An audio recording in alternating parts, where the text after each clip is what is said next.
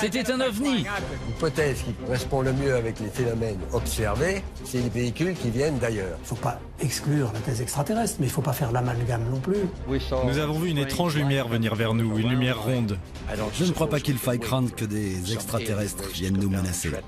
Des ovnis ont donc sillonné le ciel hier soir. Je peux pas nier un truc que j'ai vu. C'est pas pour cela qu'il n'y a pas d'explication. Si ces gens-là témoignent, c'est que vraiment, ils ont vu des ovnis. J'ai interrogé Lionel Jospin à ce sujet. Souvent, on a eu tendance à camoufler l'affaire. Il y a quelque chose à cacher. Je ne vous dirai pas qui je suis. Vous ne verrez jamais mon visage. Vous me croiserez sans me voir. Mon passé était glorieux. Dans mon métier, j'étais considéré comme le meilleur. Le meilleur. Jusqu'à ce jour maudit, jusqu'à l'enquête de trop. Une violente polémique m'a fait tomber de mon piédestal. J'ai perdu ma réputation, mon travail, et beaucoup de mes proches m'ont tourné le dos. J'ai tout perdu. Mais je suis libre. Libre de continuer mes enquêtes, de traquer la vérité sur tout cet ailleurs qu'on nomme paranormal.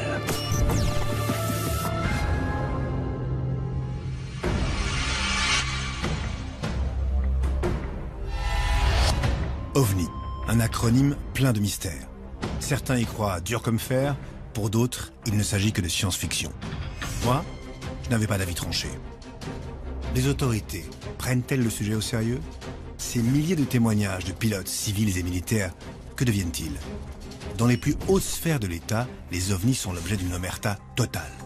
Armée, politique, et si on nous cachait quelque chose? C'était décidé. J'allais reprendre l'enquête à zéro. J'allais chercher moi-même les réponses aux questions que je me posais. Mon premier contact? Un ancien militaire, pilote dans l'aviation légère de l'armée de terre. Au téléphone, il m'avait semblé fiable, calme, sûr de lui, tout sauf un illuminé.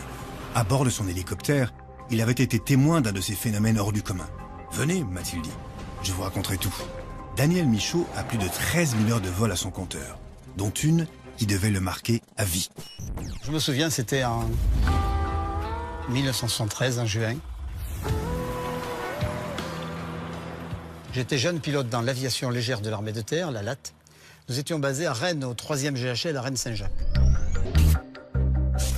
Alors que nous faisions une mission de liaison entre Rennes-Saint-Jacques, où nous avions notre base, et Caen-Carpiquet, on a observé un phénomène extraordinaire 15 minutes avant l'arrivée sur Caen.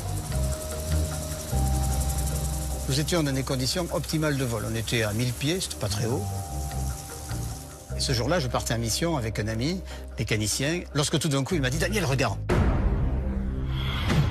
J'ai tourné la tête et j'ai vu cette espèce d'engin qui nous doublait, une espèce de grand dirigeable, de la taille d'un paquebot, d'une couleur gris, un gris minium, un gris, vous savez, ce gris un peu terni, sans arête sur la structure, sans nacelle, sans bruit, sans sillage à l'arrière, je veux dire sans fumée, sans hublot, sans tout ce qu'on veut, sans rien.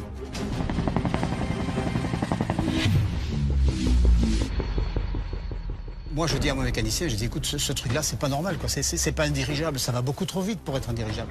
Ce n'est pas un avion, parce que ça ne ressemble pas à un avion. Une fois au sol, on en parle, évidemment. Il y a confirmation des contrôleurs qui disent, on l'a vu passer au scope radar, avec une vitesse estimée entre 8 000 et 12 000 km/h. 12 000 km/h. Aujourd'hui, 40 ans plus tard, aucun aéronef construit de main d'homme n'est capable d'atteindre de telles vitesses.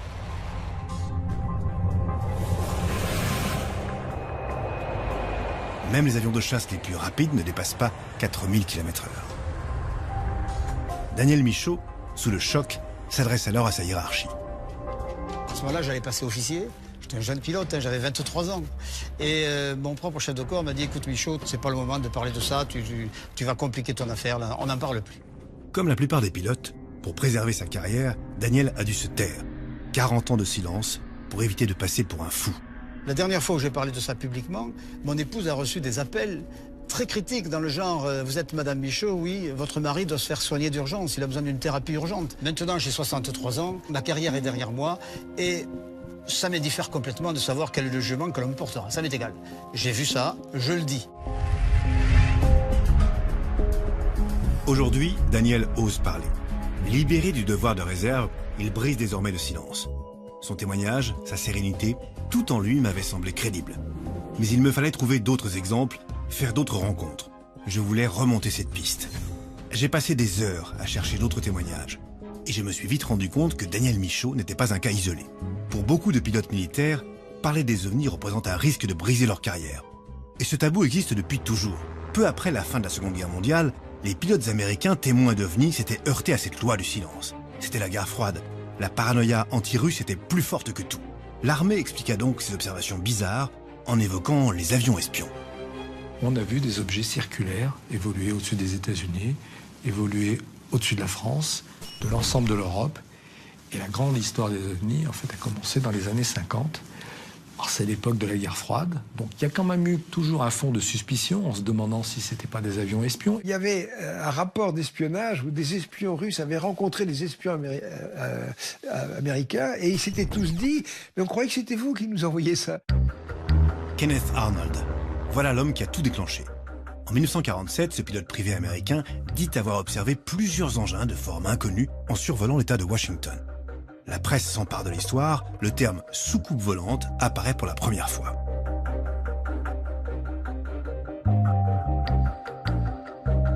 Et surtout, très vite, l'hypothèse des avions espions tombe à l'eau. On a apparemment affaire à des engins aux performances extraordinaires. Accélération fulgurante, changement de direction instantané et même absence totale d'ondes de choc. L'aspect singulier de l'OVNI, c'est un déplacement en air dense à très grande vitesse, donc ça devrait faire un bang. Avant, dans le temps, un avion supersonique passait, il cassait les vitres. Tandis que si vous preniez un OVNI qui passe à Mach 5, 6 au-dessus d'un village, il effondrerait les toitures. Hein?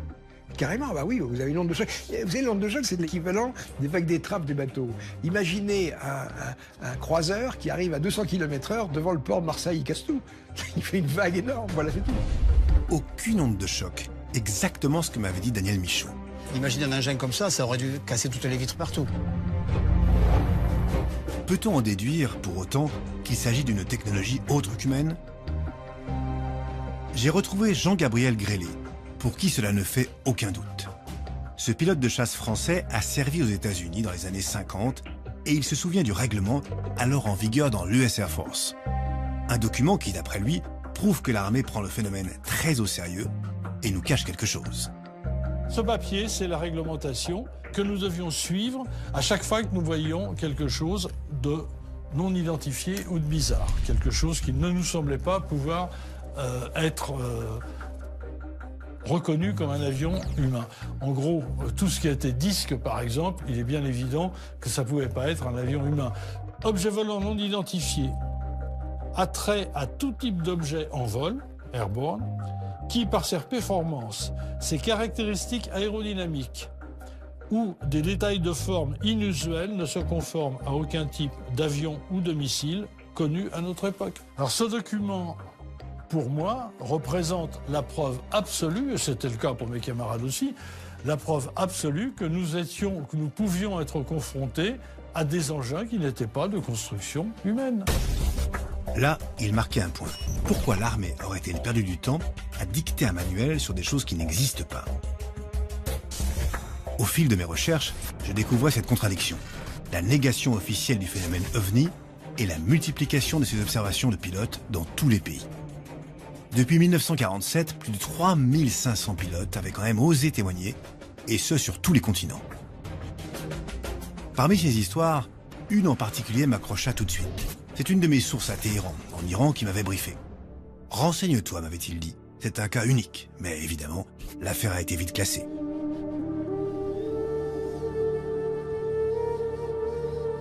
Nous sommes en 1976, à Téhéran. Un pilote de chasse de l'armée iranienne, chargé de la défense de l'espace aérien, s'apprête à vivre une course-poursuite extraordinaire. À Téhéran, c'est un pilote iranien à qui on signale, à partir d'une observation faite au sol, observation visu, observation radar, un énorme objet, grand comme un Boeing 707, qui passe au-dessus d'un aéroport. Le pilote de chasse s'est approché. Arrivé à une certaine distance, progressivement, toute son électronique est tombée en panne. Et ce que ce pilote iranien a vu relève de l'incroyable. En 2007, il le raconte publiquement pour la première fois, lors d'une conférence au Club national de la presse à Washington. Mon nom est Parviz Jafari et je suis un ancien général de l'armée de l'air iranienne. Et ce témoignage détaillé, dépassionné, est un vrai choc pour les auditeurs. Je me suis approché de l'objet. D'intenses lumières rouges, vertes, oranges et bleues clignotaient. La lumière était si brillante que je ne pouvais pas voir la structure de cet engin.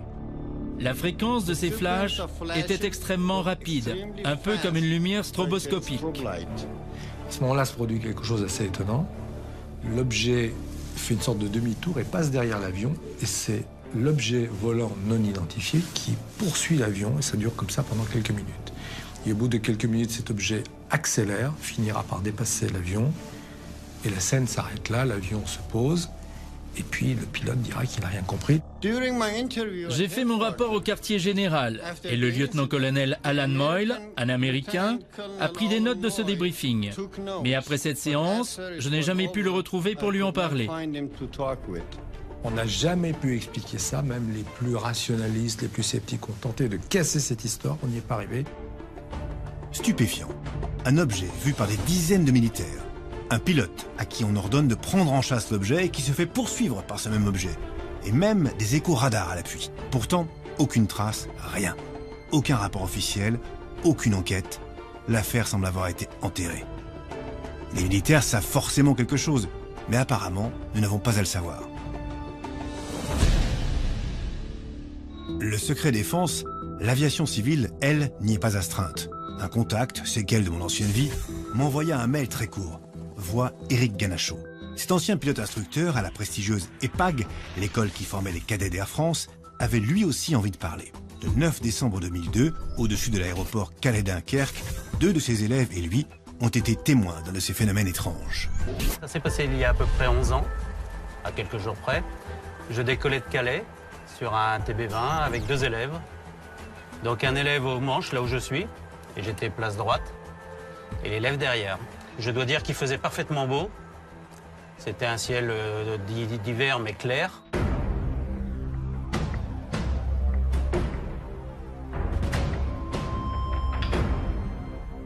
Et là, donc, j'ai vu pour moi un avion qui arrivait face à moi. Un gros phare. C'était lumineux, mais c'était pas éblouissant, comme un phare qui éclate, qui peut cacher quelque chose. Là, c'était juste lumineux. Et ce phare s'est éteint donc au bout de 5 secondes. Quand j'ai viré, il s'est éteint. Et là, j'ai vu une boule grise qui partait vers le nord très rapidement, du côté de Gravelines, de la centrale nucléaire. La tour m'a confirmé qu'il n'y avait personne en vol. Or, j'avais un phare devant nous et on était 3 à le voir. 15 ans dans l'armée de l'air, 30 ans dans l'aviation civile, Ganachaud sait de quoi il parle. Et pour lui, il n'y a aucun doute possible. Ce qu'il a vu n'était ni un reflet, ni un avion. Quand je l'ai vu, moi, c'était statique. Quand ça s'est éteint, je l'ai vu diminuer très rapidement, partir à toute vitesse en sens opposé. On envoie des reflets sur des pare-brises, sur une carlingue métallique. Ça n'a rien à voir. Rien à voir. Ça fait une lumière diffuse, un éclat de lumière, c'est diffus. Là, c'était bien compact, bien cerné. C'était bien dessiné. N'étant plus militaire, Éric Ganachaud s'était senti le droit de témoigner. Peut-être même le devoir. La gendarmerie est venue prendre nos dépositions à tous les 3. On a vu quelque chose, mais on ne sait pas quoi. On ne sait pas quoi. Ça se confirmait. Les témoignages crédibles de pilotes civils, les rapports de militaires, il y en avait eu beaucoup. Mais une fois enregistrés, qu'était-il devenu? C'était ça que je devais maintenant comprendre. On le sait peu, mais en France, il existe un organisme officiel consacré au sujet. C'est le GEPAN, le groupement d'études et d'informations des phénomènes aériens non identifiés. Cet organisme, créé en 1977, fait partie du CNES, l'agence spatiale française. J'essayais de rencontrer des membres du GEPAN, mais sans me donner d'explication, personne ne souhaitait me rencontrer. Mais je ne lâche pas si facilement. J'ai appris que le GEPAN était encadré par un comité de pilotage, chargé de superviser son travail. Et là, en citant quelques noms, j'arrivais cette fois à décrocher un entretien avec le directeur de ce comité.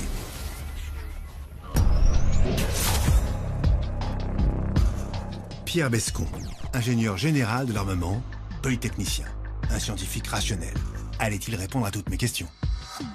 Le GEPAN était pionnier en la matière. Le GEPAN, je pense, a été le premier organisme officiel, réellement officiel, à être créé.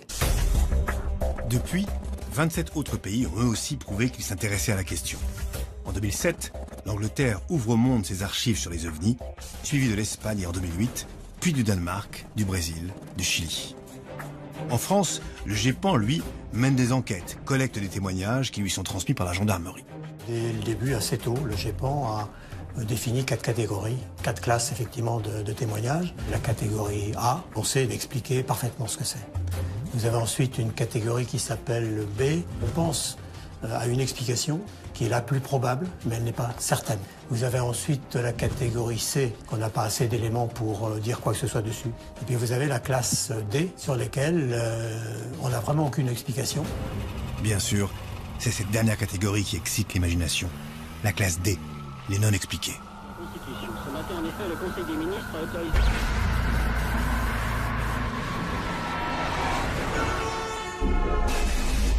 En France, il y avait donc bien des traces, des preuves même, de la réalité de ces phénomènes. Depuis son existence, il y a eu à peu près 7000 témoignages recueillis donc, au GEPAN. Et les cas non expliqués, c'est de l'ordre de 20 à 22%, je crois, ce qui paraît beaucoup. Mais dans la réalité, les cas vraiment intéressants qui sont inexpliqués, c'est plutôt de l'ordre de 4%. Au total, c'est quand même près d'une cinquantaine de cas, totalement inexpliqués et bien réels. Il y a un chiffre, effectivement, de cas qui existent, bien entendu. Et c'est bien là qu'apparaît toute la problématique. Qu'est-ce que ça peut bien être? J'allais découvrir que sur les cas troublants, propices à une enquête, le GEPAN était en fait vite dépassé. Le 5 novembre 90, des centaines de Français, partout dans le pays, observent un phénomène étrange dans le ciel. Mesdames, Mesdemoiselles, Messieurs, bonsoir. Des ovnis ont donc sillonné le ciel hier soir vers les 19h sur l'Europe de l'Ouest. En France, le CNES ne veut pas encore se prononcer et souhaite entendre le maximum de témoignages. Il n'y avait aucun bruit. C'était un engin assez grand, avec des lumières en triangle assez symétriques. Ça avait une forme triangulaire, voire losange parfois, et c'était composé d'environ une douzaine de lumières, douzaine de points lumineux. Certains jaunâtres, d'autres un peu rouges, et certains laissaient à l'arrière une traînée jaunâtre également. Le GEPAN n'a pas pu se pencher sur ces 1000 observations, c'est beaucoup trop. Il faudrait pouvoir travailler plus là-dessus. Je ne suis pas sûr que le GEPAN ait eu le loisir ni les ressources pour travailler sur toutes les observations. Très bien, je récapitule. Le GEPAN, organisme créé par l'État dont on nous dit qu'il est un modèle pour les autres pays, serait en fait incapable de faire des investigations poussées. En 2 mots, c'est une coquille vide. Apparemment, le pouvoir a eu envie d'être perçu comme s'intéressant à la question et d'avoir une position de transparence à l'égard du public. Ce qui, à mon avis, est complètement un écran de fumée. Comment dire, ce qui est extraordinaire, c'est, et ça, je crois que personne ne s'en doute, c'est que derrière cette façade, il n'y a rien. C'est-à-dire que c'est ce qu'on a pu faire de mieux en France. En général, ceux qui n'aiment pas le GEPAN, ce sont ceux qui défendent la thèse extraterrestre. Bon, il ne faut pas exclure la thèse extraterrestre, mais il ne faut pas faire l'amalgame non plus. On ne sait pas aujourd'hui. On ne sait pas. Je le réalisais très vite. Autour de ce sujet règne un climat de méfiance, de paranoïa. Entre théorie du complot et langue de bois, difficile de déceler la vérité. Je décidai de continuer à fouiller du côté des pilotes, espérant trouver d'autres pistes. Finalement, un d'entre eux me mit en contact avec un ami, lui aussi pilote, témoin d'un phénomène récent, en mars 2008. C'est à quelques kilomètres de Béthune, à l'aérodrome de Merville, que je devais rencontrer Sébastien Hugo. 7000 heures de vol, ancien chef pilote dans l'armée de l'air et aujourd'hui instructeur. Lui, ce n'est pas en vol, mais carrément du sol, à terre, qu'il a longuement observé on ne sait quoi. Je me souviens, le 31 mars 2008, nous étions ici avec quelques collègues, et il y avait un avion qui faisait la voltige, et tout à coup, on a découvert un cercle, un parfait cercle lumineux, avec des contours blancs éclatants, comme un nuage qu'on éclaire, qui était en stationnaire au-dessus de la piste. On a tout d'abord pensé que c'était des fumigènes liés à l'avion de voltige. Et en fait, ça n'a pas du tout l'aspect de fumigène, c'était vraiment un cercle parfait. C'était pas métallique, c'était entre la vapeur et une lueur très intense. Et puis, 3 ou 4 cercles sont apparus et se sont déplacés. Ensuite, ça a duré une dizaine de minutes. Ces étranges cercles dans le ciel, Sébastien Hugo n'est pas le seul à les observer. Au total, 9 témoins, 6 instructeurs et 3 élèves sont présents ce matin-là. En tant que pilote, on est assez cartésien et rationnel. On essaie de comprendre, surtout. C'est ça qui nous intrigue, parce qu'on est du métier. On n'est pas habitué à voir ce genre de phénomène. Et je me pose toujours la question de savoir ce qui s'est passé ce jour-là. Pour tenter d'avoir une explication, le lendemain de l'observation, Sébastien Hugo et les autres témoins font une déposition à la gendarmerie. Ils contactent aussi directement le GEPAN. Sans succès. Ça m'a surpris un petit peu parce qu'on était quand même des professionnels de l'aviation. On avait toutes les données et j'aurais bien aimé qu'on en discute et avoir des explications. Ce n'est que 4 ans plus tard que Sébastien Hugo obtient enfin un retour, mais pas vraiment conforme à son attente. Le GEPAN a communiqué par courrier la réponse de son enquête en 2012. J'ai reçu un courrier à la maison expliquant que le phénomène était classé en catégorie B. La catégorie B, celle des cas a priori résolus. Le GEPAN parle lui-même d'observation pour laquelle l'hypothèse retenue est considérée comme très probable. Comme Sébastien Hugo, j'ai été sidéré par le résultat de leur enquête.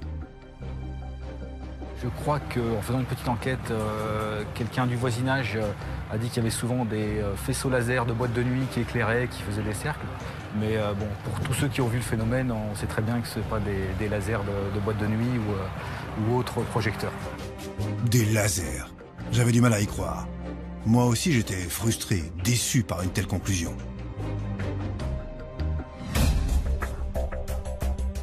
J'avais eu beau rencontrer des pilotes, interroger des voix officielles, je me rendais compte que je tournais en rond. Alors, j'allais frapper plus haut. Ma prochaine cible, les plus hautes sphères de l'armée. Là où on côtoie les politiques.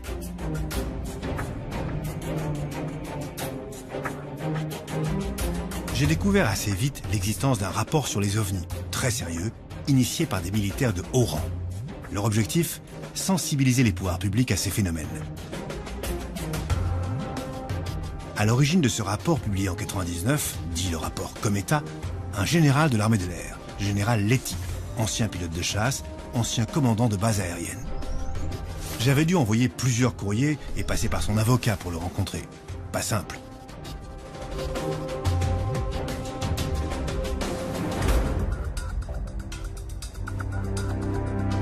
Aujourd'hui, le général Letty est à la retraite et il a finalement accepté de me parler du rapport Cometa, un rapport explosif rédigé par l'élite militaire.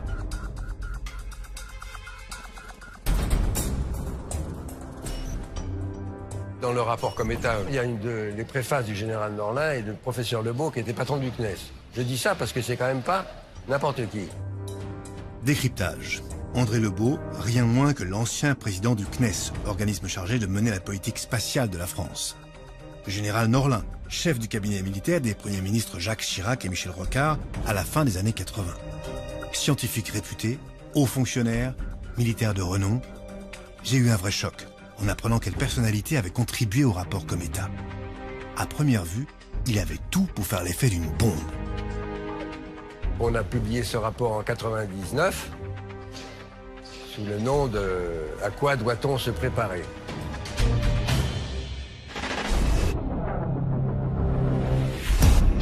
Nous avons là une occasion unique de connaître enfin le phénomène OVNI. Il y a des phénomènes lumineux qui traversent le ciel. D'accord d'étudier le phénomène et estime que c'est suffisamment sérieux. Faut pas laisser tomber. Ça impose qu'on prenne des mesures. Exactement, il faut savoir ce que c'est.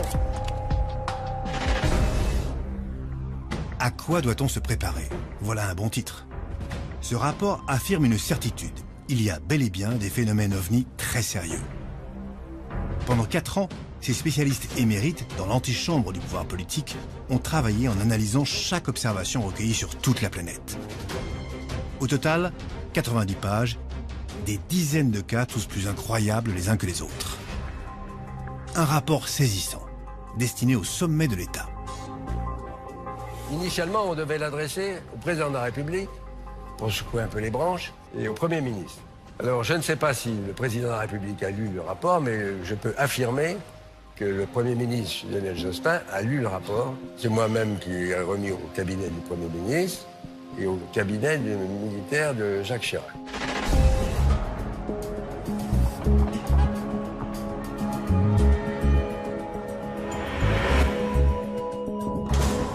Pourtant, aucun de ces hommes politiques ne fera de commentaires. Rien. Pas un mot, pas une réaction. Comme le général Letty, je m'interrogeais. Le rapport était-il considéré comme trop absurde ou trop dérangeant? Nous, notre rapport ne dit pas que les extraterrestres existent, on dit que c'est l'hypothèse qui colle le mieux avec ce qu'on observe. Eh bien, rien que ça choque certaines personnes qui trouvent que c'est complètement farfelu.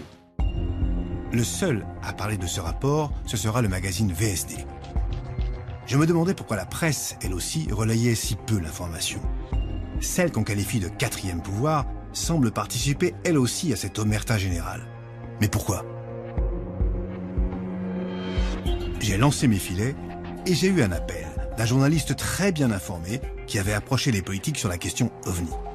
Il avait enquêté sur le sujet pendant 5 ans, une investigation.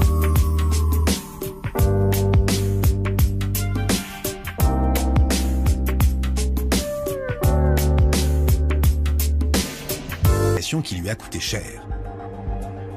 Journaliste pour un grand hebdomadaire d'actualité, il a accepté de se confier à moi, à la condition que je garantisse son anonymat.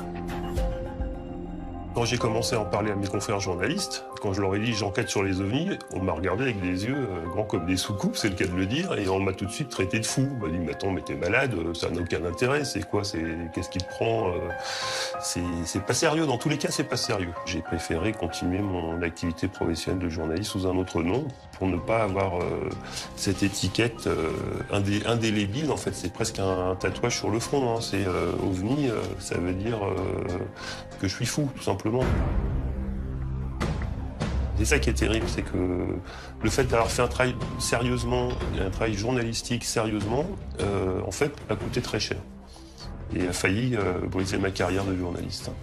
Un prix à payer, lourd, pour avoir osé s'intéresser à ce que la plupart assimilent à de la science-fiction. Il faut dire que des années 50 à Spielberg ou la célèbre série X-Files, les soucoupes volantes et les extraterrestres nourrissent notre imaginaire, mais pas nos connaissances. Une culture populaire largement entretenue par la presse, qui n'a jamais traité le sujet sérieusement. Pendant 2 décennies, les médias ont tourné le sujet OVNI en ridicule. Donc ça a été, soit on rigolait, on plaisantait sur le sujet, c'était les petits hommes verts. Ça, c'est resté dans l'esprit des gens, aussi bien le public que les journalistes eux-mêmes. Revenons-en au rapport Cometa. Au cours de son enquête, ce journaliste a lui aussi tenté de savoir quel impact il avait eu auprès des politiques. J'ai interrogé Lionel Jospin à ce sujet. Et Lionel Jospin m'a dit qu'il ne pouvait rien dire. Il a été très clair, il m'a dit oui, je confirme qu'on m'a remis le rapport Cometa, mais je ne peux pas vous en dire plus.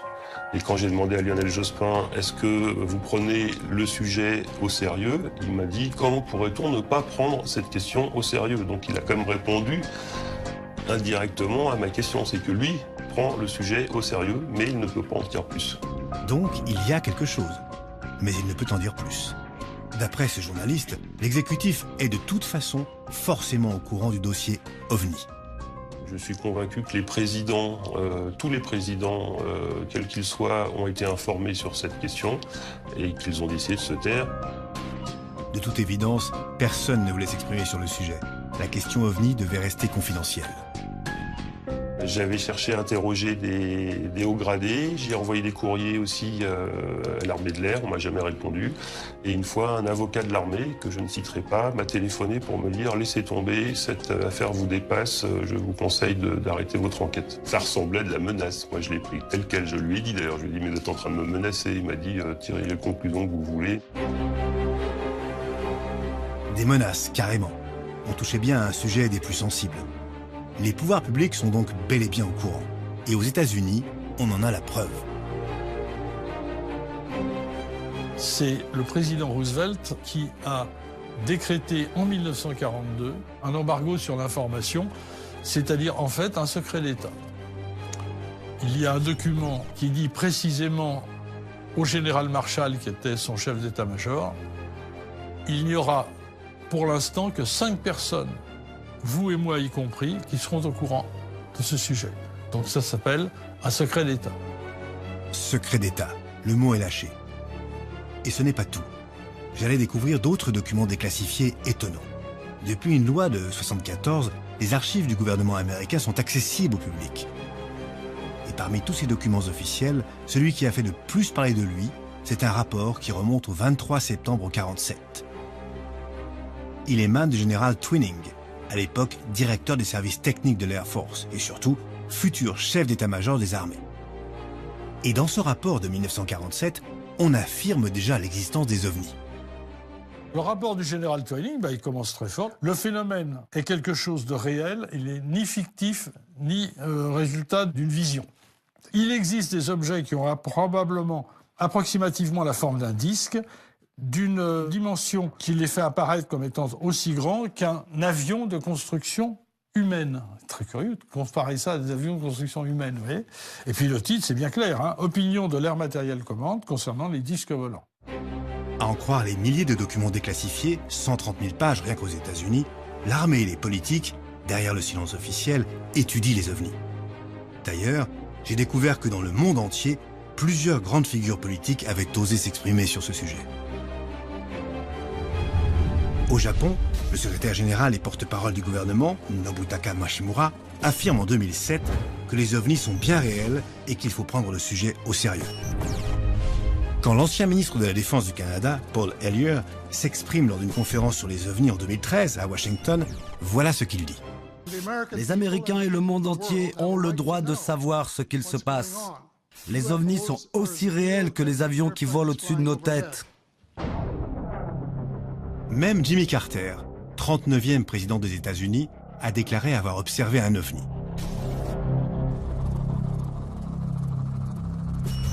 C'était en 1969, un an avant de devenir gouverneur de Géorgie. Alors qu'il s'apprête à faire un discours dans la petite ville de Leary, comme une vingtaine d'autres personnes, il voit un étrange objet lumineux passer au-dessus de sa tête. Une fois président, il n'a pas oublié et n'a jamais démenti cette histoire. Voilà ce qu'il en raconte dans une énième interview. Un soir, j'étais devant un restaurant, juste avant le coucher du soleil. La nuit tombait et nous allions nous mettre à table. J'étais là avec 25 personnes lorsque nous avons vu se dessiner dans le ciel une étrange lumière qui venait vers nous, une lumière ronde. Elle se rapprochait de plus en plus. Une fois au-dessus des pins, elle s'est arrêtée et elle s'est mise à changer de couleur. Bleu, rouge, blanc. Elle est restée là un moment. Nous étions très étonnés. Nous ne savions pas ce que c'était. Et elle a finalement disparu et est repartie vers l'ouest. Cette observation, Jimmy Carter a osé en parler très tôt. En 1973, alors qu'il est gouverneur de Géorgie, il remplit un rapport très détaillé du NARCAP, sorte de GEPAN américain. Il annonce même que s'il est élu président, il fera éclater la vérité sur les ovnis et promet de déclassifier les documents secrets du Pentagone. Un engagement qu'il ne tiendra pas. Car comme il le dira plus tard à la Maison-Blanche, toute information relevant de la sécurité nationale doit rester confidentielle.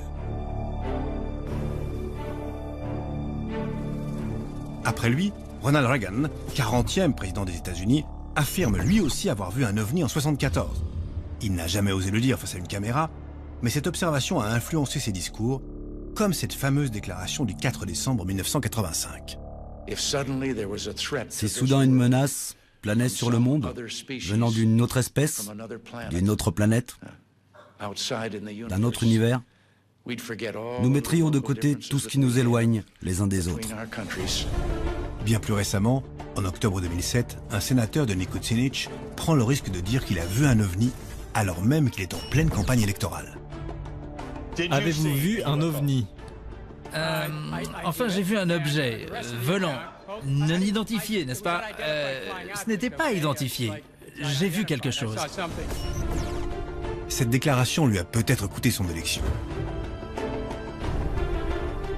Étrangement, malgré ses prises de position, rien ne bouge. On nous mène en bateau. Et comme en France, aux États-Unis, il y a aussi des affaires étouffées pour raisons politiques. Le cas de Fife Symington, ancien gouverneur d'Arizona, en est un exemple frappant. Le 13 mars 1997, des milliers d'habitants de Phoenix observent dans le ciel d'étranges lumières. Phoenix en 1997 est survolé alors que la nuit commence par un énorme triangle, un énorme engin qui fait plusieurs kilomètres d'envergure, qui survole la ville à basse vitesse et qui est observé par des milliers de personnes. C'était un disque, un énorme disque, à peu près de la taille de ces deux immeubles.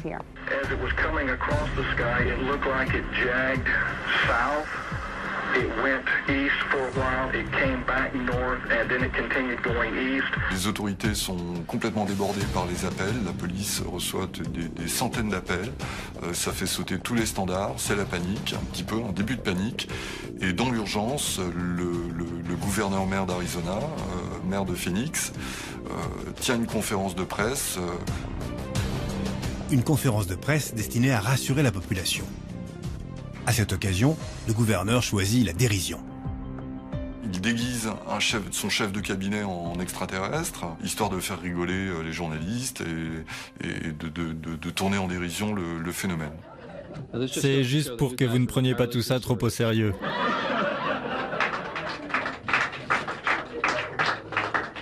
La version officielle, ce sont des leurres, des fusées-leurres, tels que les avions de chasse en largue pour dérouter un missile qui leur est envoyé, etc. Ça n'a rien à voir avec ce que l'on voit. Il y a quelques vidéos, c'était le début des caméscopes, hein. Tout le monde n'avait pas un portable qui fait des vidéos sur soi à l'époque, en 97, mais il y a quand même quelques vidéos, il y a des photos, et surtout des milliers de témoignages. Donc voilà, ça c'est sans doute l'observation de masse, une des plus importantes qui ait eu lieu. Coup de théâtre. 10 ans plus tard, alors qu'il n'est plus gouverneur d'Arizona, Fife Symington change son fusil d'épaule et dément ce qu'il avait dit à la conférence de presse de 1997.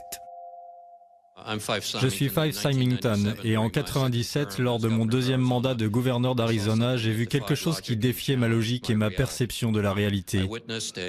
Un soir, j'ai observé un gigantesque vaisseau en forme d'aile delta qui survolait silencieusement le Squaw Peak, une chaîne de montagnes au nord de Phoenix. C'était vraiment à couper le souffle. En tant que pilote et ancien officier de l'armée de l'air, je peux dire avec certitude que cet engin volant ne ressemblait à aucun objet connu créé par l'homme. Ce témoignage de Fife Symington a été un vrai déclic pour moi. Pourquoi n'en avait-on jamais entendu parler en France? Je me suis rendu compte du paradoxe propre à notre pays. Nous avions été les premiers à nous doter d'un organisme étudiant les ovnis, et pourtant, nos dirigeants restaient ceux qui en parlaient le moins. Pour ainsi dire, jamais. Seuls 2 hommes politiques ont osé s'intéresser publiquement à la question. Le premier ne fut autre que le général de Gaulle. Le général de Gaulle avait été impressionné, il avait eu connaissance d'un rapport qui s'était passé assez loin de la France, mais un rapport OVNI qui était tout à fait pertinent. Il avait demandé à ce qu'une commission d'enquête soit créée sur la question. On était vers 1966. En 68, il y a eu les événements qu'on connaît. C'est tombé à l'eau et ça s'est pas remis debout. 6 ans plus tard, c'est Robert Galet, alors ministre des Armées et futur ministre de la Défense, qui se prononce sur la question OVNI. Le 21 février 1974, suite à une vague d'observations en France, il s'exprime sur France Inter.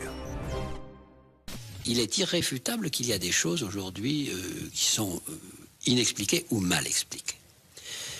En 1954 a été créée au ministère des Armées une section de réflexion et de recueil de témoignages sur ces apparitions d'objets non identifiés. J'ai là parcouru un certain nombre de témoignages et ces témoignages se sont développés jusqu'en 1970. Il y en a une 50aine. Robert Galet fait figure d'exception dans le monde politique français. Depuis, plus aucun homme d'État ne s'est exprimé sur le sujet. Pourtant, on l'a vu avec le rapport Cometa, ce n'est pas faute d'avoir essayé d'alerter les autorités. En 2008, à nouveau, pour sensibiliser le monde politique, une lettre ouverte est envoyée au cabinet du président Sarkozy. Ses auteurs, un contre-amiral et des scientifiques de tous bords.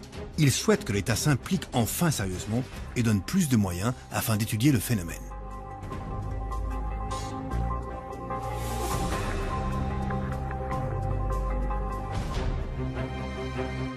Claude Lavatte, ancien ingénieur en aéronautique, est l'un des signataires de cette lettre ouverte. C'est un ancien d'Aéroports de Paris, 35 ans de carrière au sein d'une entreprise dont il était le représentant sur tous les continents. Inventeur du Loxiasol, un système de détection des avions sur les aéroports, utilisé notamment en France et au Japon, Ce spécialiste des radars était en quelque sorte le garant du savoir-faire et de la technicité aéroport de Paris. Là encore, tout sauf un farfelu. Depuis qu'il est à la retraite, cet ingénieur se bat pour faire réagir les politiques sur le sujet OVNI. Voilà la réponse qu'il a reçue. Le président de la République m'a confié le soin de répondre au courrier que vous lui avez adressé le 14 avril 2008. Je puis vous assurer qu'il a pris connaissance avec attention des réflexions dont vous avez bien voulu faire part au chef de l'État. J'ai aussitôt communiqué vos remarques au ministre de l'Enseignement supérieur et de la Recherche, plus particulièrement compétent, pour les examiner et vous faire connaître la suite susceptible d'y être réservée. Et alors, quelques temps après, on reçoit un courrier, le 16 juin 2008. Le Premier ministre a bien reçu votre courrier, ainsi que la copie de la lettre ouverte que vous avez adressée, Monsieur le Président de la République, sur le phénomène ovnien. Après en avoir pris connaissance, Monsieur François Fillon, donc Premier ministre à l'époque, m'a chargé de transmettre votre correspondance à Madame Valérie Pécresse, nommément citée, ministre de l'Enseignement supérieur et de la Recherche, dont les services vous répondront directement. Ça, c'est important, directement, parce que j'attends toujours les réponses. Mais encore une fois, la tentative de faire réagir les officiels est un échec. Pour Claude Lavatte, pas question de baisser les bras. Puisque les politiques font l'autruche, il se tourne vers l'Académie des sciences, espérant trouver un soutien de la science institutionnelle.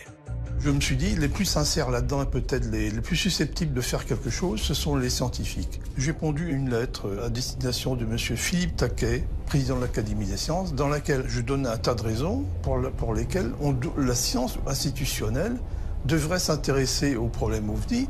Décidément, le monde scientifique ne semble pas plus enclin que les politiques à s'exprimer.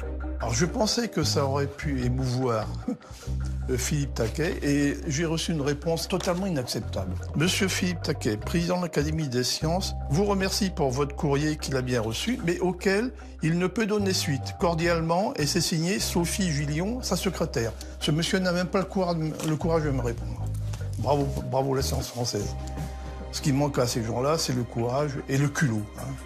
Je me rendais compte que dans tous les domaines, manifester un intérêt pour les ovnis, c'était se marginaliser, s'exposer au colibet ou à l'indifférence. Moi-même, je me suis mis en garde. Je lui ai dit, c'est pas possible. Sachant ce que je sais, le métier que je fais, je ne peux pas compromettre ma boîte et aussi mon avenir professionnel en faisant de telles déclarations. C'est trop tôt. Je l'ai fait quand j'étais à la retraite, comme beaucoup de gens. Et les scientifiques qui ont pris position en pleine carrière en ont fait les frais. C'est le cas de Jean-Pierre Petit, astrophysicien, ancien chercheur à l'Observatoire de Marseille, puis au CNRS. On m'a proposé d'être vulgarisateur avec l'appui du CNRS. J'ai été mis dans une commission information scientifique et technique. Et puis, ma foi, on m'a dit, vous savez, si vous voulez aller visiter n'importe quel musée des sciences dans le monde, au Japon, n'importe quoi, vous nous le dites, on vous envoie. J'aurai une vie de patachon. Mais le prix à payer, c'est vous arrêtez vos conneries avec les ovnis. Là, j'ai dit non. Donc, c'était fini. J'ai loupé ma chance. Mais il faut savoir ce qu'on veut. Est-ce qu'on veut se regarder dans une glace le matin ou pas ? Scientifiques, politiques, journalistes, militaires, pour résumer, en France, aucun domaine n'échappe au tabou OVNI. On a le monde politique, on a le monde médiatique et on a le monde scientifique. Aucun ne veut faire le premier pas et attend que l'autre fasse le premier faux pas. Donc le monde politique attend que le monde scientifique lui donne le feu vert, lui dise officiellement, etc. Il y a quelque chose à chercher là, ça peut être dangereux et même ça peut être intéressant du point de vue technologique. Alors le monde politique très prudent attend, ne fait rien, puis il y a toujours une élection en vue, donc il fait rien encore moins. Je pense que c'est lié à l'esprit cartésien qui habite la France. On est des irréductibles Gaulois qui ont besoin de toucher. Et ce phénomène, il est tout sauf touchable. Ce phénomène, il échappe à la compréhension humaine. Les militaires ont peur, les politiques ont peur, les religieux ont peur. Imaginez, toutes les religions du monde, tout d'un coup, ils sont confrontés à des choses. On dirait, écoutez, ça s'est pas passé comme vous le croyez. C'est la catastrophe. À ce stade de mon enquête, je n'avais plus le choix. Il fallait parler directement aux responsables politiques. Et qui mieux que Claudie Aigneret pour répondre à mes questions ? Astronaute, c'est la première femme française dans l'espace, ancienne ministre, scientifique de renom, au point qu'on la surnomme Bac+19. De 2002 à 2004, Claudie Aigneret a été ministre déléguée de la Recherche. Et le CNES, dont fait partie le GEPAN, est justement placé sous la tutelle de ce ministère.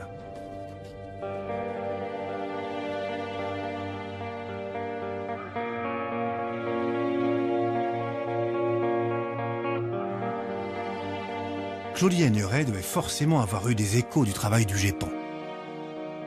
Surtout que pendant ces 2 années au ministère, cet organisme a enquêté sur plus de 30 cas, dont 5 qui n'ont jamais pu être expliqués. À l'époque où j'étais au ministère de la Recherche, non, il n'y a pas eu de retour sur ces rapports. Ces activités-là, elles ne sont pas classées prioritairement dans les enjeux du spatial. Ça commençait mal. J'étais assez pessimiste sur le déroulement de cet entretien. En écartant la politique, je tentais une autre approche. Claudie Aigneret est allée 2 fois dans l'espace, en 1996 et en 2001. Au total, 26 jours passés en apesanteur. Alors, peut-être avait-elle été témoin de quelque chose. C'était pas un sujet qui me posait question quand j'ai préparé la mission, quand j'ai réalisé la mission. Par contre, c'est une question qu'on nous pose au retour des missions. Et en général, je réponds que je n'ai pas vu quoi que ce soit auquel je ne m'attendais pas. Décidément, j'étais mal parti pour obtenir des révélations. Pourtant, je repensais à tous ces témoignages que j'avais trouvés. En 1965, sur la mission Gemini 4, les astronomes James McDivitt et Edward White observent un objet volant non identifié à plusieurs reprises. La même année, sur la mission Gemini 7, 2 astronautes observent eux aussi un ovni durant leur 2e tour de la planète. En 1966, sur la mission Gemini 10, même chose. 69, Apollo 11. 73, mission Skylab. De l'astronaute Gordon Cooper à Neil Armstrong, le premier homme à avoir marché sur la Lune, la liste était immense. Alors que pouvait bien penser Claudie Aigneret de ces observations?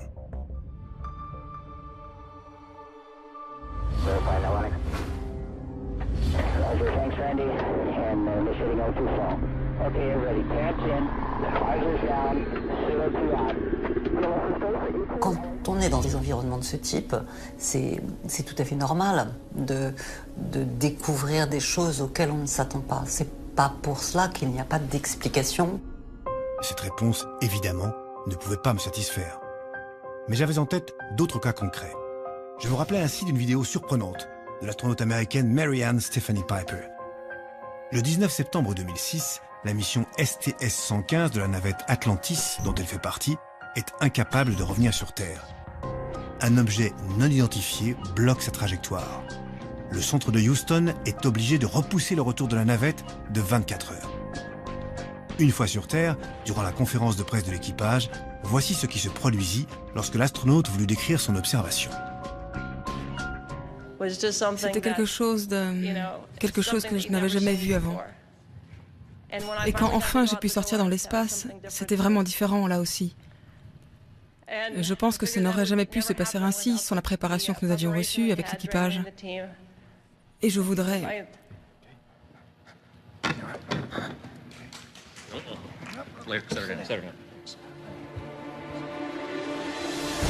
Une astronaute qui s'évanouit en essayant de raconter son observation d'OVNI. Cette image m'avait vraiment marqué.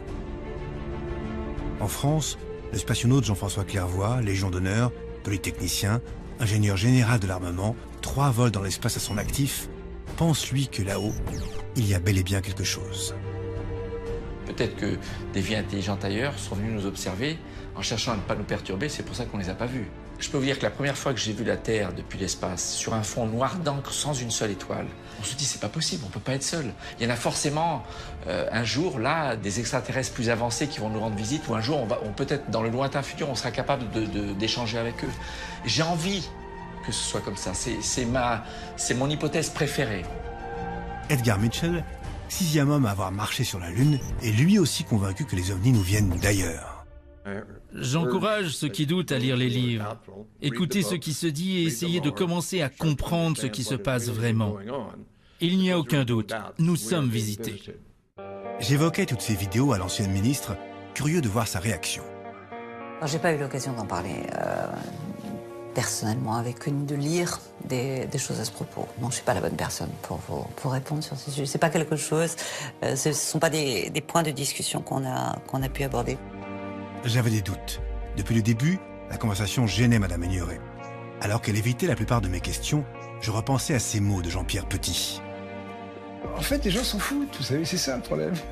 C'est que, bon, essayez d'intervenir auprès d'un politique. Vous lui dites les ovnis, il va dire, oh là là, vous savez, la crise, les manifestants, ceci, l'Afghanistan. Ah. Le ministre de la Défense, lui, est intéressé par les opérations militaires d'Afghanistan. Vous lui parlez des ovnis, il s'en fout. C'est un problème qui a été rangé au niveau du folklore. Juste avant de partir, je tentais une dernière question. Pourquoi tout ce malaise, ces non-dits? Il peut y avoir des formes de secret défense et qu'on peut comprendre. Ça peut expliquer une partie du quart. On ne dit rien parce qu'il y a quelque chose à cacher. Oui, on ne dit rien parce qu'il y a quelque chose à cacher. Il y a quelque chose à cacher. Quelque chose à cacher. Cette phrase allait renforcer tous mes doutes.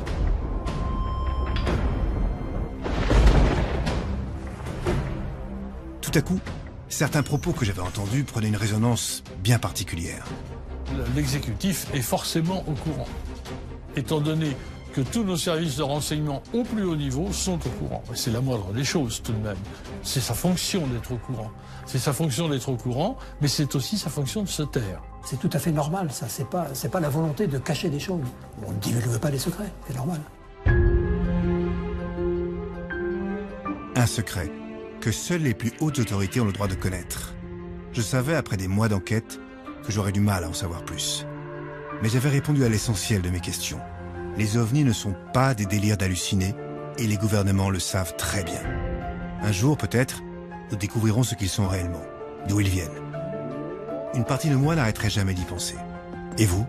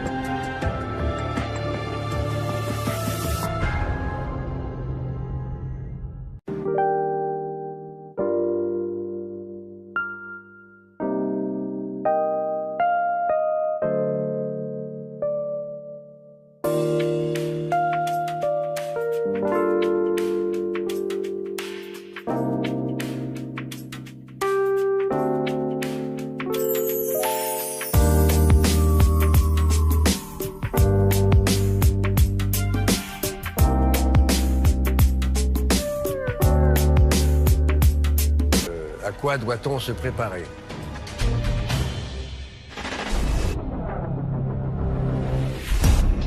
Nous avons là une occasion unique de connaître enfin le phénomène OVNI. Il y a des phénomènes lumineux qui traversent le ciel.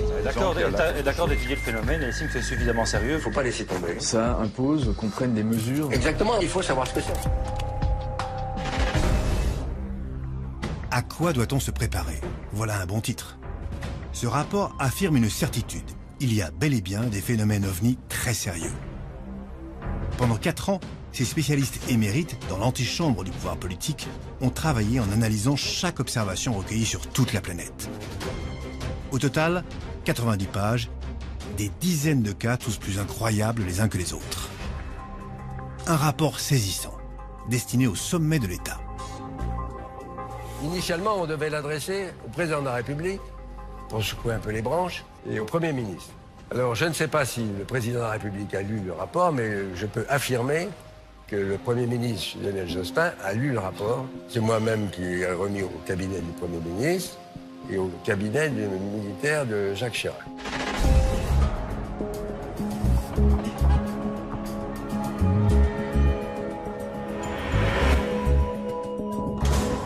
Pourtant, aucun de ces hommes politiques ne fera de commentaires. Rien. Pas un mot, pas une réaction. Comme le général Letty, je m'interrogeais. Le rapport était-il considéré comme trop absurde ou trop dérangeant? Nous, notre rapport ne dit pas que les extraterrestres existent, on dit que c'est l'hypothèse qui colle le mieux avec ce qu'on observe. Eh bien, rien que ça choque certaines personnes qui trouvent que c'est complètement farfelu. Le seul à parler de ce rapport, ce sera le magazine VSD. Je me demandais pourquoi la presse, elle aussi, relayait si peu l'information. Celle qu'on qualifie de quatrième pouvoir semble participer elle aussi à cette omerta générale. Mais pourquoi? J'ai lancé mes filets et j'ai eu un appel d'un journaliste très bien informé qui avait approché les politiques sur la question OVNI. Il avait enquêté sur le sujet pendant 5 ans, une investigation.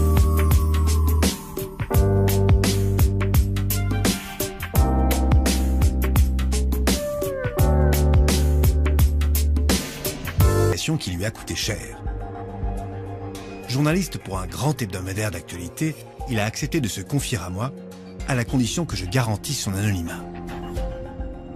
Quand j'ai commencé à en parler à mes confrères journalistes, quand je leur ai dit j'enquête sur les ovnis, on m'a regardé avec des yeux grands comme des soucoupes, c'est le cas de le dire, et on m'a tout de suite traité de fou. On m'a dit mais attends, mais t'es malade, ça n'a aucun intérêt, c'est quoi, qu'est-ce qui te prend, c'est pas sérieux, dans tous les cas c'est pas sérieux. J'ai préféré continuer mon activité professionnelle de journaliste sous un autre nom. L'Américain dit avoir observé plusieurs engins de forme inconnue en survolant l'État de Washington. La presse s'empare de l'histoire, le terme soucoupe volante apparaît pour la première fois.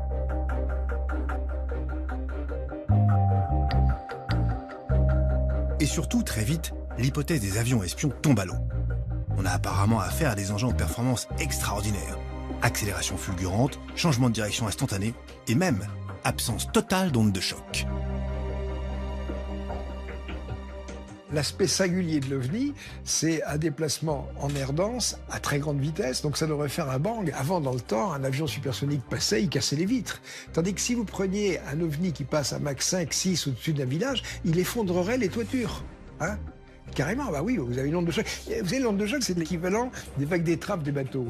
Imaginez un croiseur qui arrive à 200 km/h devant le port de Marseille, il casse tout. Il fait une vague énorme, voilà, c'est tout. Aucune onde de choc. Exactement ce que m'avait dit Daniel Michaud. Imaginez un engin comme ça aurait dû casser toutes les vitres partout. Peut-on en déduire, pour autant, qu'il s'agit d'une technologie autre qu'humaine? J'ai retrouvé Jean-Gabriel Grélé, pour qui cela ne fait aucun doute. Ce pilote de chasse français a servi aux États-Unis dans les années 50 et il se souvient du règlement alors en vigueur dans l'US Air Force. Un document qui, d'après lui, prouve que l'armée prend le phénomène très au sérieux et nous cache quelque chose. Ce papier, c'est la réglementation que nous devions suivre à chaque fois que nous voyions quelque chose de non identifié ou de bizarre. Quelque chose qui ne nous semblait pas pouvoir être reconnu comme un avion humain. En gros, tout ce qui était disque, par exemple, il est bien évident que ça ne pouvait pas être un avion humain. Objet volant non identifié, attrait à tout type d'objet en vol, airborne, qui, par ses performances, ses caractéristiques aérodynamiques ou des détails de forme inusuels, ne se conforment à aucun type d'avion ou de missile connu à notre époque. Alors ce document, pour moi, représente la preuve absolue, et c'était le cas pour mes camarades aussi, la preuve absolue que nous pouvions être confrontés à des engins qui n'étaient pas de construction humaine. Là, il marquait un point. Pourquoi l'armée aurait-elle perdu du temps à dicter un manuel sur des choses qui n'existent pas? Au fil de mes recherches, je découvrais cette contradiction. La négation officielle du phénomène OVNI et la multiplication de ces observations de pilotes dans tous les pays. Depuis 1947, plus de 3500 pilotes avaient quand même osé témoigner, et ce sur tous les continents. Parmi ces histoires, une en particulier m'accrocha tout de suite. C'est une de mes sources à Téhéran, en Iran, qui m'avait briefé. Renseigne-toi, m'avait-il dit. C'est un cas unique, mais évident. N'est-ce pas ce n'était pas identifié. J'ai vu quelque chose. Cette déclaration lui a peut-être coûté son élection. Étrangement, malgré ses prises de position, rien ne bouge. On nous mène en bateau. Et comme en France, aux États-Unis, il y a aussi des affaires étouffées pour raisons politiques. Le cas de Fife Symington, ancien gouverneur d'Arizona, en est un exemple frappant. Le 13 mars 1997, des milliers d'habitants de Phoenix observent dans le ciel d'étranges lumières. Phoenix en 1997 est survolé alors que la nuit commence par un énorme triangle, un énorme engin qui fait plusieurs kilomètres d'envergure, qui survole la ville à basse vitesse et qui est observé par des milliers de personnes. C'était un disque, un énorme disque, à peu près de la taille de ces deux immeubles.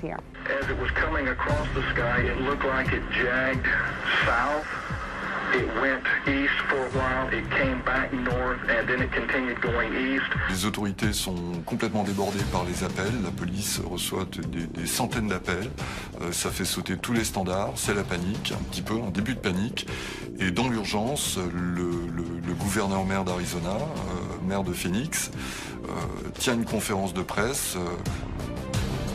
Une conférence de presse destinée à rassurer la population. À cette occasion, le gouverneur choisit la dérision.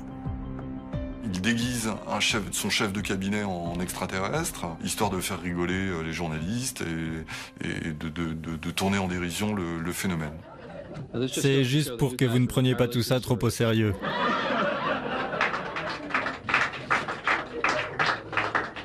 La version officielle, ce sont des leurres, des fusées-leurres, tels que les avions de chasse en largue pour dérouter un missile qui leur est envoyé, etc. Ça n'a rien à voir avec ce que l'on voit. Il y a quelques vidéos, c'était le début des caméscopes, hein. Tout le monde n'avait pas un portable qui fait des vidéos sur soi à l'époque, en 97, mais il y a quand même quelques vidéos, il y a des photos, et surtout des milliers de témoignages. Donc voilà, ça c'est sans doute l'observation de masse, une des plus importantes qui ait eu lieu. Coup de théâtre. 10 ans plus tard, alors qu'il n'est plus gouverneur d'Arizona, Fife Symington change son fusil d'épaule et dément ce qu'il avait dit à la conférence de presse de 1997. Je suis Fife Symington et en 1997, lors de mon deuxième mandat de gouverneur d'Arizona, j'ai vu quelque chose qui défiait ma logique et ma perception de la réalité. Un soir, j'ai observé un gigantesque vaisseau en forme d'aile delta qui survolait silencieusement le Squaw Peak, une chaîne de montagnes au nord de Phoenix. C'était vraiment à couper le souffle. En tant que pilote et ancien officier de l'armée de l'air, je peux dire avec certitude que cet engin volant ne ressemblait à... Et les ressources pour travailler sur toutes les observations. Très bien, je récapitule. Le GEPAN, organisme créé par l'État dont on nous dit qu'il est un modèle pour les autres pays, serait en fait incapable de faire des investigations poussées. En deux mots, c'est une coquille vide. Apparemment, le pouvoir a eu envie d'être perçu comme s'intéressant à la question et d'avoir une position de transparence à l'égard du public. Ce qui, à mon avis, est complètement un écran de fumée. Comment dire, ce qui est extraordinaire, c'est... et ça, je crois que personne ne s'en doute, c'est que derrière cette façade, il n'y a rien. C'est-à-dire que c'est ce qu'on a pu faire de mieux en France. En général, ceux qui n'aiment pas le GEPAN, ce sont ceux qui défendent la thèse extraterrestre. Bon, il ne faut pas exclure la thèse extraterrestre, mais il ne faut pas faire l'amalgame non plus. On ne sait pas aujourd'hui. On ne sait pas. Je le réalisais très vite. Autour de ce sujet règne un climat de méfiance, de paranoïa. Entre théorie du complot et langue de bois, difficile de déceler la vérité. Je décidai de continuer à fouiller du côté des pilotes, espérant trouver d'autres pistes. Finalement, un d'entre eux me mit en contact avec un ami, lui aussi pilote, témoin d'un phénomène récent, en mars 2008. C'est à quelques kilomètres de Béthune, à l'aérodrome de Merville, que je devais rencontrer Sébastien Hugo. 7000 heures de vol, ancien chef pilote dans l'armée de l'air et aujourd'hui instructeur. Lui, ce n'est pas en vol, mais carrément du sol, à terre, qu'il a longuement observé on ne sait quoi. Je me souviens, le 31 mars 2008, nous étions ici avec quelques collègues, et il y avait un avion qui faisait la voltige, et tout à coup, on a découvert un cercle, un parfait cercle lumineux, avec des contours blancs éclatants, comme un nuage qu'on éclaire, qui était en stationnaire au-dessus de la piste. On a tous les deux pensé que c'était des fumigènes liés à l'avion de voltige. Et en fait, ça n'a pas du tout l'aspect de fumigène, c'était vraiment un cercle parfait. C'était pas métallique, c'était entre la vapeur et une lueur très intense. Et puis, 3 ou 4 cercles sont apparus et se sont déplacés. Ensuite, ça a duré une dizaine de minutes. Ces étranges cercles dans le ciel, Sébastien Hugo n'est pas le seul à les observer. Au total, 9 témoins. 6 instructeurs et 3 élèves sont présents ce matin-là. En tant que pilote, on est assez cartésien et rationnel. On essaie de comprendre, surtout. C'est ça qui nous intrigue, parce qu'on est du métier. On n'est pas habitué à faire ce genre de phénomène. Et je me pose toujours la question de savoir ce qui s'est passé ce jour-là. Pour tenter d'avoir une explication, le lendemain de l'observation, Sébastien Hugo et les autres témoins font une déposition à la gendarmerie. Ils contactent aussi directement le GEPAN. C'était un ovni. L'hypothèse qui correspond le mieux avec les phénomènes observés, c'est les véhicules qui viennent d'ailleurs. Il ne faut pas exclure la thèse extraterrestre, mais il ne faut pas faire l'amalgame non plus. Nous avons vu une étrange lumière venir vers nous, une lumière ronde. Je ne crois pas qu'il faille craindre que des extraterrestres viennent nous menacer. Des ovnis ont donc sillonné le ciel hier soir. Je peux pas nier un truc que j'ai vu. C'est pas pour cela qu'il n'y a pas d'explication. Si ces gens-là témoignent, c'est que vraiment, ils ont vu des ovnis. J'ai interrogé Lionel Jospin à ce sujet. Souvent, on a eu tendance à camoufler l'affaire. Il y a quelque chose à cacher. Je ne vous dirai pas qui je suis. Vous ne verrez jamais mon visage. Vous me croiserez sans me voir. Mon passé était glorieux. Dans mon métier, j'étais considéré comme le meilleur. Le meilleur. Jusqu'à ce jour maudit, jusqu'à l'enquête de trop. Une violente polémique m'a fait tomber de mon piédestal. J'ai perdu ma réputation, mon travail, et beaucoup de mes proches m'ont tourné le dos. J'ai tout perdu. Mais je suis libre. Libre de continuer mes enquêtes, de traquer la vérité sur tout cet ailleurs qu'on nomme paranormal.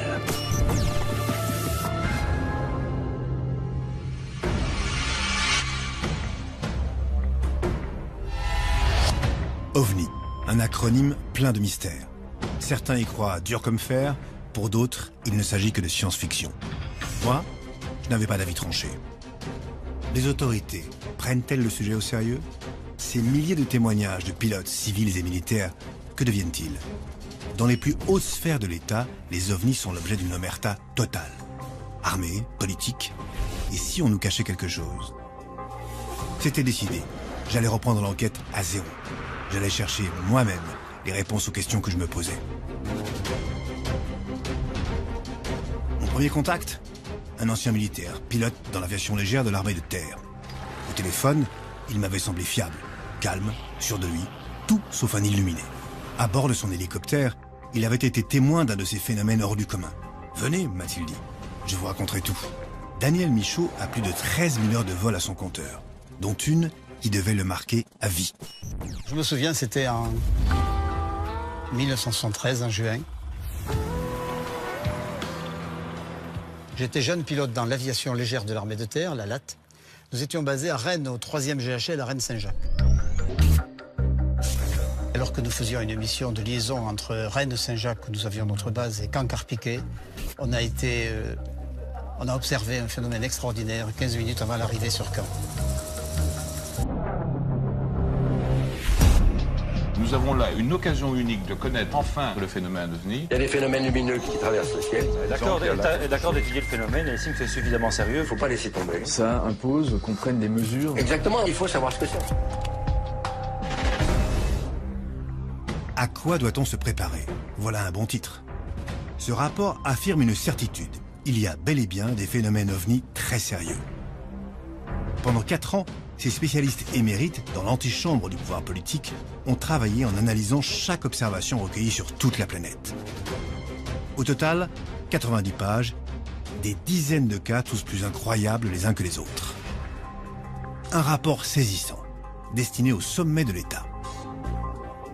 Initialement, on devait l'adresser au président de la République, pour secouer un peu les branches, et au Premier ministre. Alors, je ne sais pas si le président de la République a lu le rapport, mais je peux affirmer que le Premier ministre, Lionel Jospin, a lu le rapport. C'est moi-même qui ai remis au cabinet du Premier ministre et au cabinet du militaire de Jacques Chirac.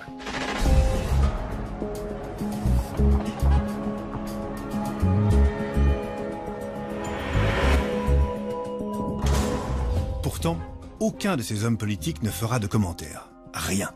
Pas un mot, pas une réaction. Comme le général Letty, je m'interrogeais. Le rapport était-il considéré comme trop absurde ou trop dérangeant?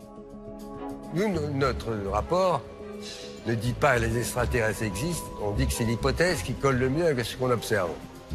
Eh bien, rien que ça choque certaines personnes qui trouvent que c'est complètement farfelu. Le seul à parler de ce rapport, ce sera le magazine VSD. Je me demandais pourquoi la presse, elle aussi, relayait si peu l'information. Celle qu'on qualifie de quatrième pouvoir semble participer elle aussi à cette omerta générale. Mais pourquoi? J'ai J'ai lancé mes filets et j'ai eu un appel d'un journaliste très bien informé qui avait approché les politiques sur la question OVNI. Il avait enquêté sur le sujet pendant 5 ans, une investigation.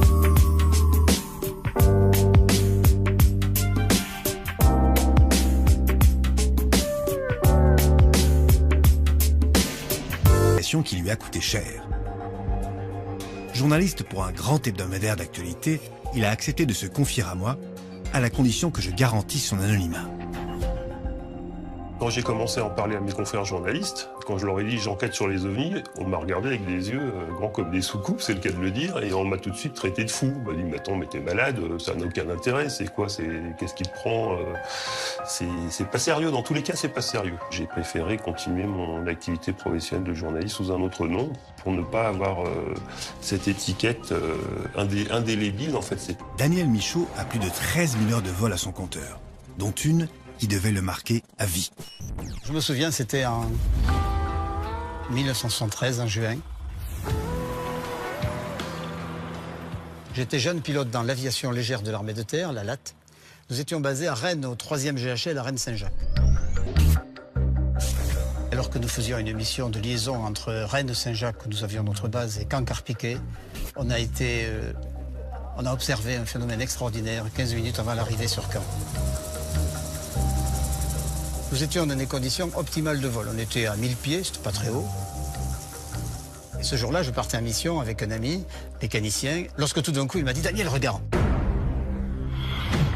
J'ai tourné la tête et j'ai vu cette espèce d'engin qui nous doublait, une espèce de grand dirigeable, de la taille d'un paquebot, d'une couleur gris, un gris minium, un gris, vous savez, ce gris un peu terni, sans arête sur la structure, sans nacelle, sans bruit, sans sillage à l'arrière, je veux dire sans fumée, sans hublot, sans tout ce qu'on veut, sans rien.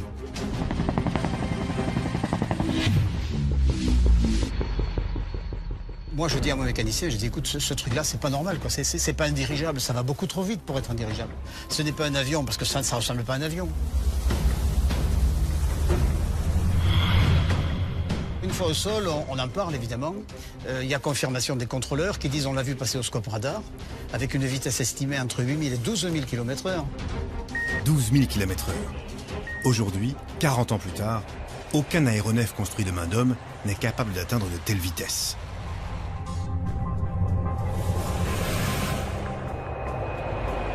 Même les avions de chasse les plus rapides ne dépassent pas 4 000 km/h. Daniel Michaud, sous le choc, s'adresse alors à sa hiérarchie. À ce moment-là, j'allais passer officier. J'étais un jeune pilote, j'avais 23 ans. Et mon propre chef de corps m'a dit, écoute Michaud, c'est pas le moment de parler de ça, tu vas compliquer ton affaire, là. On n'en parle plus. Comme la plupart des pilotes, pour préserver sa carrière, Daniel a dû se taire. 40 ans de silence pour éviter de passer pour un fou. La dernière fois où j'ai parlé de ça publiquement, mon épouse a reçu des appels très critiques dans le genre « Vous êtes Madame Michaud, oui, votre mari doit se faire soigner d'urgence, il a besoin d'une thérapie urgente. » Maintenant, j'ai 63 ans, ma carrière est derrière moi et ça m'indiffère complètement de savoir quel est le jugement que l'on me portera. Ça m'est égal. J'ai vu ça, je le dis. Aujourd'hui, Daniel ose parler. Libéré du devoir de réserve, il brise désormais le silence. Son témoignage, sa sérénité, tout en lui m'avait semblé crédible. Mais il me fallait trouver d'autres exemples, faire d'autres rencontres. Je voulais remonter cette piste. J'ai passé des heures à chercher d'autres témoignages. Et je me suis vite rendu compte que Daniel Michaud n'était pas un cas isolé. Pour beaucoup de pilotes... C'était en 1942, un embargo sur l'information, c'est-à-dire en fait un secret d'État. Il y a un document qui dit précisément au général Marshall, qui était son chef d'état-major, il n'y aura pour l'instant que 5 personnes, vous et moi y compris, qui seront au courant de ce sujet. Donc ça s'appelle un secret d'État. Secret d'État, le mot est lâché. Et ce n'est pas tout. J'allais découvrir d'autres documents déclassifiés étonnants. Depuis une loi de 1974, les archives du gouvernement américain sont accessibles au public. Et parmi tous ces documents officiels, celui qui a fait le plus parler de lui, c'est un rapport qui remonte au 23 septembre 1947. Il émane du général Twining, à l'époque directeur des services techniques de l'Air Force et surtout futur chef d'état-major des armées. Et dans ce rapport de 1947, on affirme déjà l'existence des ovnis. Le rapport du général Twining, il commence très fort. Le phénomène est quelque chose de réel, il n'est ni fictif, ni résultat d'une vision. Il existe des objets qui ont probablement, approximativement la forme d'un disque, d'une dimension qui les fait apparaître comme étant aussi grand qu'un avion de construction humaine. Très curieux de comparer ça à des avions de construction humaine, vous voyez. Et puis le titre, c'est bien clair, hein, Opinion de l'Air Matériel Commande concernant les disques volants. À en croire les milliers de documents déclassifiés, 130 000 pages rien qu'aux États-Unis, l'armée et les politiques, derrière le silence officiel, étudient les ovnis. D'ailleurs, j'ai découvert que dans le monde entier, plusieurs grandes figures politiques avaient osé s'exprimer sur ce sujet. Au Japon, le secrétaire général et porte-parole du gouvernement, Nobutaka Mashimura, affirme en 2007 que les ovnis sont bien réels et qu'il faut prendre le sujet au sérieux. Quand l'ancien ministre de la Défense du Canada, Paul Hellyer, s'exprime lors d'une conférence sur les ovnis en 2013 à Washington, voilà ce qu'il dit. Les Américains et le monde entier ont le droit de savoir ce qu'il se passe. Les ovnis sont aussi réels que les avions qui volent au-dessus de nos têtes. Même Jimmy Carter, 39e président des États-Unis, a déclaré avoir observé un ovni.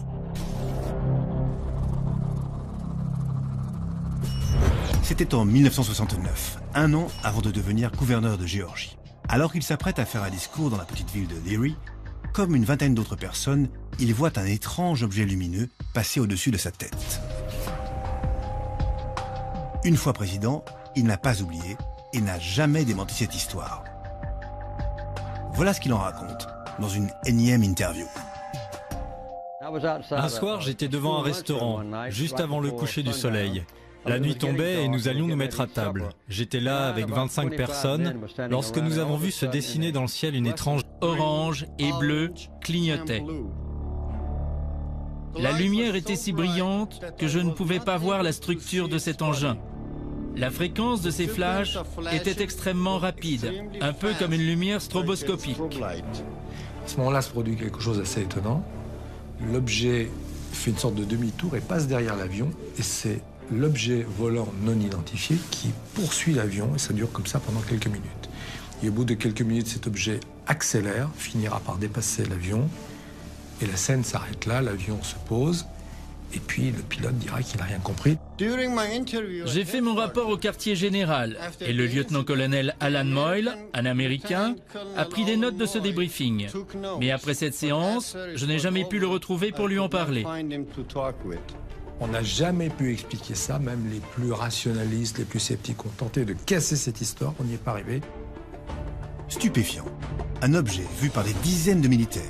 Un pilote à qui on ordonne de prendre en chasse l'objet et qui se fait poursuivre par ce même objet.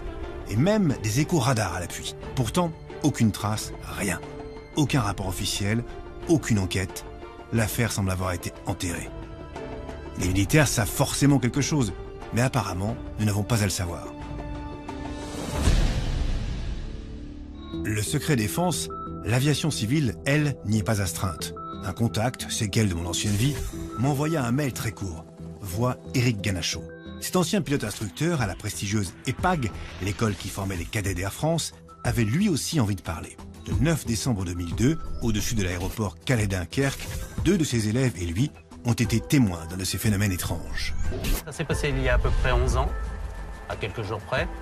Je décollais de Calais sur un TB20 avec 2 élèves. Donc un élève au manche, là où je suis, et j'étais place droite, et l'élève derrière. Je dois dire qu'il faisait parfaitement beau. C'était un ciel d'hiver mais clair.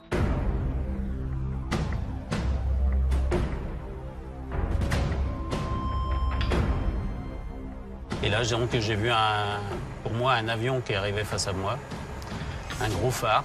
C'était lumineux, mais c'était pas éblouissant, comme un phare qui éclate, qui peut cacher quelque chose. Là, c'était juste lumineux. Et ce phare s'est éteint donc au bout de 5 secondes. Quand j'ai viré, il s'est éteint. Et là, j'ai vu une boule grise qui partait vers le nord très rapidement, du côté de Gravelines, de la centrale nucléaire. La tour m'a confirmé qu'il n'y avait personne en vol. Or, j'avais un phare devant nous et on était 3 à le voir. 15 ans dans l'armée de l'air, 30 ans dans l'aviation civile, Ganachaud sait de quoi il parle. Et pour lui, il n'y a aucun doute possible. J'ai retrouvé Jean-Gabriel Grélé, pour qui cela ne fait aucun doute. Ce pilote de chasse français a servi aux États-Unis dans les années 50 et il se souvient du règlement alors en vigueur dans l'US Air Force. Un document qui, d'après lui, prouve que l'armée prend le phénomène très au sérieux et nous cache quelque chose. Ce papier, c'est la réglementation que nous devions suivre à chaque fois que nous voyions quelque chose de non identifié ou de bizarre. Quelque chose qui ne nous semblait pas pouvoir être reconnu comme un avion humain. En gros, tout ce qui a été disque, par exemple, il est bien évident que ça ne pouvait pas être un avion humain.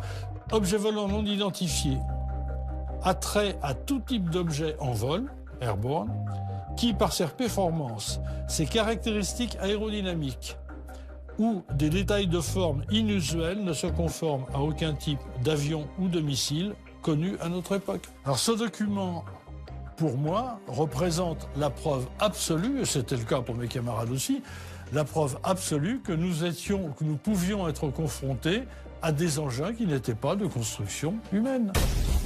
Là, il marquait un point.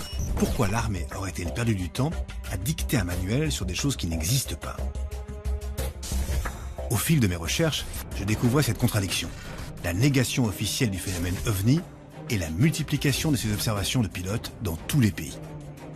Depuis 1947, plus de 3500 pilotes avaient quand même osé témoigner, et ce sur tous les continents. Parmi ces histoires, une en particulier m'accrocha tout de suite. C'est une de mes sources à Téhéran, en Iran, qui m'avait briefé.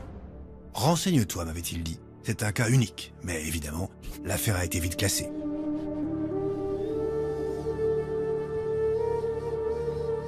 Nous sommes en 1976, à Téhéran.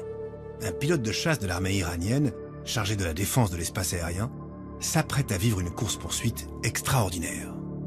À Téhéran, c'est un pilote iranien à qui on signale, à partir d'une observation faite au sol, observation visuelle, observation radar, un énorme objet, grand comme un Boeing 707, qui passe au-dessus d'un aéroport. Le pilote de chasse s'est approché. Arrivé à une certaine distance, progressivement, toute son électronique est tombée en panne. Et ce que ce pilote iranien a vu relève de l'incroyable. En 2007, il le raconte publiquement pour la première fois lors d'une conférence au Club national de la presse à Washington. Mon nom est Parviz Jafari et je suis un ancien général de l'armée de l'air iranienne. Et ce témoignage détaillé, dépassionné, est un vrai choc pour les auditeurs. Je me suis approché de l'objet. D'intenses lumières rouges, vertes, oranges et bleues clignotaient. La lumière était si brillante que je ne pouvais pas voir la structure. Mais en bateau. Et comme en France, aux États-Unis, il y a aussi des affaires étouffées pour raisons politiques. Le cas de Fife Symington, ancien gouverneur d'Arizona, en est un exemple frappant. Le 13 mars 1997, des milliers d'habitants de Phoenix observent dans le ciel d'étranges lumières. Phoenix en 1997 est survolé, alors que la nuit commence, par un énorme triangle, un énorme engin qui fait plusieurs kilomètres d'envergure, qui survole la ville à basse vitesse et qui est observé par des milliers de personnes. C'était un disque, un énorme disque, à peu près de la taille de ces deux immeubles.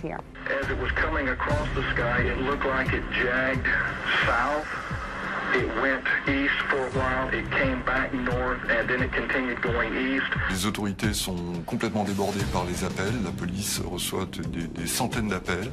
Ça fait sauter tous les standards. C'est la panique, un petit peu, un début de panique. Et dans l'urgence, le gouverneur-maire d'Arizona, maire de Phoenix, tient une conférence de presse. Une conférence de presse destinée à rassurer la population. À cette occasion, le gouverneur choisit la dérision.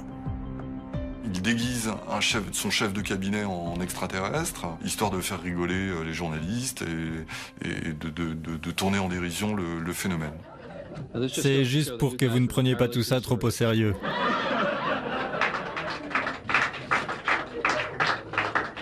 La version officielle, ce sont des leurres, des fusées-leurres, tels que les avions de chasse en largue pour dérouter un missile qui leur est envoyé, etc. Ça n'avait rien à voir avec ce que l'on voit. Il y a quelques vidéos, c'était le début des caméscopes, hein. Tout le monde n'avait pas un portable qui fait des vidéos sur soi à l'époque, en 97, mais il y a quand même quelques vidéos, il y a des photos, et surtout des milliers de témoignages. Donc voilà, ça c'est sans doute l'observation de masse, une des plus importantes qui ait eu lieu. Coup de théâtre. 10 ans plus tard, alors qu'il n'est plus gouverneur d'Arizona, Fife Symington change son fusil d'épaule et dément ce qu'il avait dit à la conférence de presse de 1997. Je suis Fife Symington et en 97, lors de mon deuxième mandat de gouverneur d'Arizona, j'ai vu quelque chose qui défiait ma logique et ma perception de la réalité. Un soir, j'ai observé un gigantesque vaisseau en forme d'aile delta qui survolait silencieusement le Squaw Peak, une chaîne de montagnes au nord de Phoenix. C'était vraiment à couper le souffle. En tant que pilote et ancien officier de l'armée de l'air, je peux dire avec certitude que cet engin volant ne ressemblait à aucun objet connu créé par l'homme. Ce témoignage de Fife Symington a été un vrai déclic pour moi. Pourquoi n'en avait-on jamais entendu parler en France? Je me suis rendu compte du paradoxe propre à notre pays. Nous avions été les premiers à nous doter d'un organisme très intense. Et puis, 3 ou 4 cercles sont apparus et se sont déplacés. Ensuite, ça a duré une dizaine de minutes. Ces étranges cercles dans le ciel, Sébastien Hugo n'est pas le seul à les observer. Au total, 9 témoins. 6 instructeurs et 3 élèves sont présents ce matin-là. En tant que pilote, on est assez cartésien et rationnel. On essaie de comprendre, surtout. C'est ça qui nous intrigue, parce qu'on est du métier. On n'est pas habitué à voir ce genre de phénomène. Et je me pose toujours la question de savoir ce qui s'est passé ce jour-là. Pour tenter d'avoir une explication, le lendemain de l'observation, Sébastien Hugo et les autres témoins font une déposition à la gendarmerie. Ils contactent aussi directement le GEPAN. Sans succès. Ça m'a surpris un petit peu parce qu'on était quand même des professionnels de l'aviation, on avait toutes les données et j'aurais bien aimé qu'on en discute et avoir des explications. Ce n'est que 4 ans plus tard que Sébastien Hugo obtient enfin un retour, mais pas vraiment conforme à son attente. Le GEPAN a communiqué par courrier la réponse de son enquête en 2012. J'ai reçu un courrier à la maison expliquant que le phénomène était classé en catégorie B. La catégorie B, celle des cas a priori résolus. Le GEPAN parle lui-même d'observation pour laquelle l'hypothèse retenue est considérée comme très probable. Comme Sébastien Hugo, j'ai été sidéré par le résultat de leur enquête. Je crois qu'en faisant une petite enquête, quelqu'un du voisinage a dit qu'il y avait souvent des faisceaux laser de boîtes de nuit qui éclairaient, qui faisaient des cercles. Mais bon, pour tous ceux qui ont vu le phénomène, on sait très bien que ce n'est pas des lasers de boîtes de nuit ou autres projecteurs. Des lasers. J'avais du mal à y croire. Moi aussi, j'étais frustré, déçu par une telle conclusion.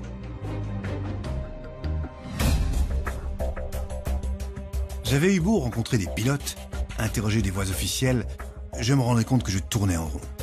Alors, j'allais frapper plus haut. Ma prochaine cible, les plus hautes sphères de l'armée. Là où on côtoie les politiques.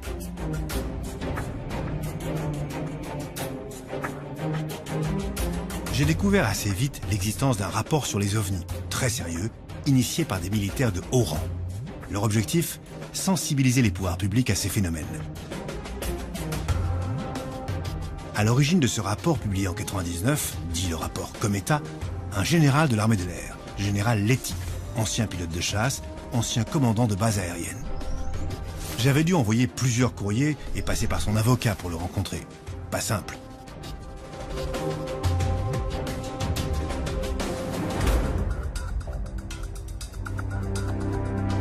Aujourd'hui, le général Letty est à la retraite et il a finalement accepté de me parler du rapport Cometa, un rapport explosif rédigé par l'élite militaire.